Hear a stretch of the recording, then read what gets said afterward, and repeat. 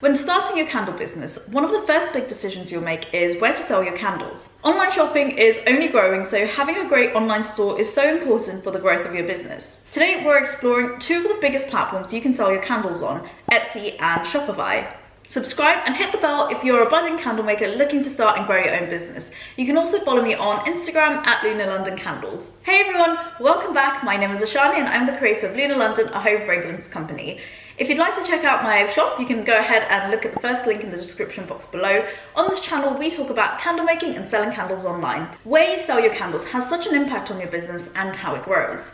As I mentioned, Etsy and Shopify are two of the most popular places you can sell your candles. I have a shop on both Etsy and Shopify, and I wanted to share my takeaways. But before we dive into that, let's just understand what the difference is in the business models of both Shopify and Etsy. Shopify was created especially for hosting e-commerce stores, so it makes the whole process super easy. It's especially great if you're a novice and have little to no experience with coding. Etsy, on the other hand, is a global marketplace, especially for unique and creative products. Etsy hosts hundreds of thousands of different shops. It's essentially the same as Amazon or eBay, but specifically for craft products. The way people will find products on Etsy is basically through the search bar. Someone will enter a keyword into the search bar, and the Etsy algorithm will consider a number of different variables and basically present the customer with different products they believe is relevant to the keyword that was used in the search bar. Okay, so let's look at the pros and cons. A key pro with Shopify is you can make the website look exactly how you want it to. The colors, the titles you can have a blog.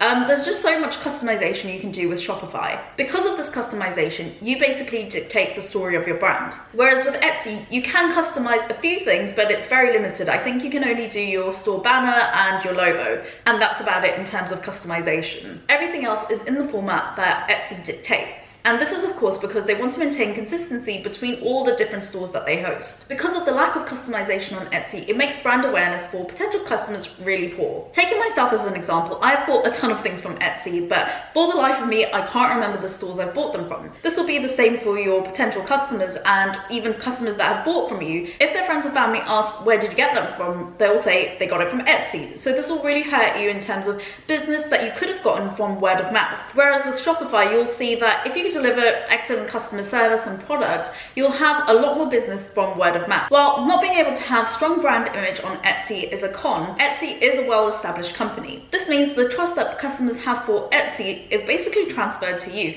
as long as you have good pictures and decent reviews. In contrast, with Shopify, customers will be seeing your brand for the first time, and this can make them wary and maybe not purchase from you straight away. This means you'll have to work on building trust with potential customers. It's said that a person will buy from a brand once they've had at least 7 touch points with this brand. So that means they need 7 different interactions before they feel comfortable enough to buy from you. So this is definitely something you'll have to put a lot of effort into to build the trust. Something else that will require a lot more effort from your end with Shopify is driving traffic to your site. It's very unlikely a potential customer will just randomly stumble across your website. This means you'll need a strategic marketing campaign to really understand how you're going to get eyeballs on your site. This could be anything from influencer marketing, paid for advertising, getting mentions in the press, and also, of course, your social media following. In contrast, Etsy has an inbuilt audience. This is because firstly, Etsy is well established, as we said before, but also Etsy are actively driving traffic to their website because they want people to buy. If you're friends with the algorithm, have great pictures, follow the Etsy guidelines, and manage to rank your products, all of this could help you grow your sales, and you wouldn't have to have this whole massive marketing campaign as you would with your own website. Utilizing Etsy's traffic, though, does come with a con. Etsy are driving traffic because they want people to buy from makers' shops. They don't care which maker the customer buys from, as long as they're spending money with them. So to entice a customer to make any purchases, Etsy advertises your direct competitors on your actual listing. This means your customer can compare products directly side by side. The problem with this is it creates an environment where sellers feel they need to slash prices to get a sale. You could find yourself not being able to compete with all the price slashing, especially when you're starting out and you don't have the money to be able to buy lots of bulk materials to bring down your material costs. Additionally, you also have to really think about how you're going to separate yourself from all of the other makers on the site. If you type in candles in the search bar on Etsy, there are over 500,000 different search results. So defining your USP is so important, especially on Etsy. A huge pro with Shopify is that you're not directly competing with other candle makers.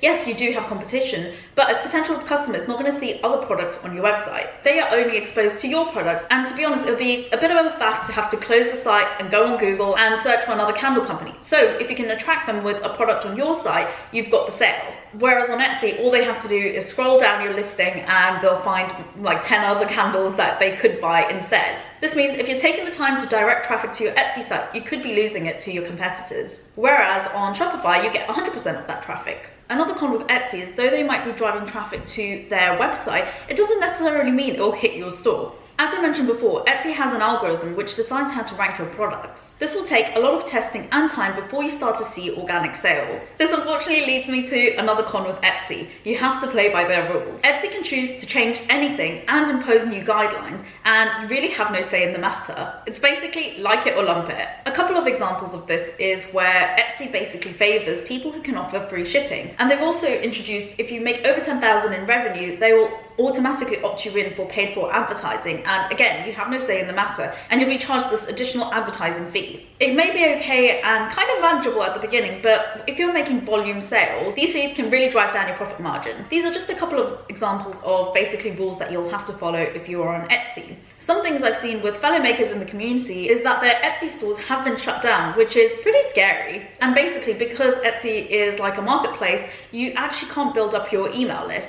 So if your store does get shut down on Etsy, you're basically starting from scratch. So I mentioned earlier about Etsy not having a huge amount of customization options, but this can be a huge pro for you. What I mean by this is Etsy have made it so quick and easy and inexpensive to get your products up and running and into the world within an hour. Other than the 20p listing fee and having your photos and basically filling out your description and basically the product information, you could be selling your products within the hour. It's a great option if you are selling for the first time because you get to grips with the whole selling process. Etsy really hold your hand and walk you through the process because you're essentially just filling out the blanks on a template. So whereas with having your own website, first it's going to take a bit of time to get up and running. Even though Shopify is so easy and user-friendly, it still takes some time to get all the relevant information on your site. And also what is really important that you will have to definitely learn with having your own website is how to convert traffic into customers. With Etsy, they have so much money behind them that they already know how to convert people. With Shopify, you're basically kind of left to your own devices. Something that can help you is buying a premium Shopify theme. I personally did that because it made my shop look a bit more luxury compared to the basic Shopify theme. So this is a cost that you will have to budget in and see if it works for you. You can of course use the free theme, there's nothing wrong with it and a really good place to start. It really just depends if you have like a specific vision in how you want your website to look, or if you're happy to use the basic theme and use that to customize it as much as possible. That's a really good option too, and it really just comes down to testing